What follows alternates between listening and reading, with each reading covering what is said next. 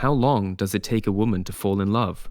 Research published in the Journal of Social Psychology found that out of 172 participants, it took men anywhere from a couple of days to a couple of weeks to fall in love, whereas women took no less than a couple of months to fall in love. This is why you should never rush a woman into love and commitment.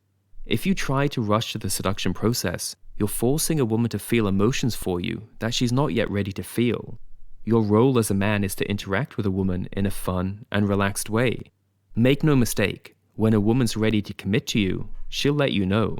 If you try to chase a woman into love and commitment, this includes talking about the relationship or trying to become exclusive, a woman will lose attraction for you and pull away.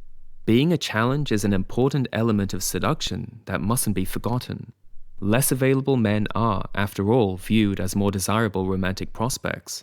As stated in the European Journal of Personality, people who are less available are seen as having higher overall value, even if that value is only perceived to be higher. In business, if you tell a customer that a product has limited availability, your product immediately becomes more valuable as a result. If a woman looks at a diamond necklace in a shop window, she's most likely just browsing.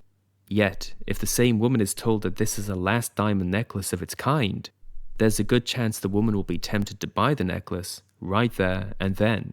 Such is the power of scarcity. Playing hard to get requires a measure of strength and confidence.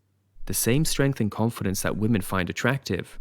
The man who gives his love away too easily is like a cheap piece of jewelry, wanted by no one and often discarded.